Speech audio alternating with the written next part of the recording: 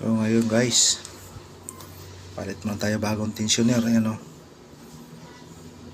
palit muna kasi ang dati kong tensioner, ayan o,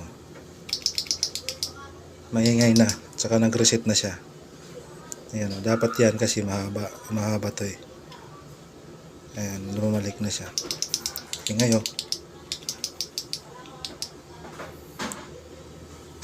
Ayan, bagong tensioner, maingay yan dati. Ayan, start natin, wala nang ingay. Tingnan nyo guys ha.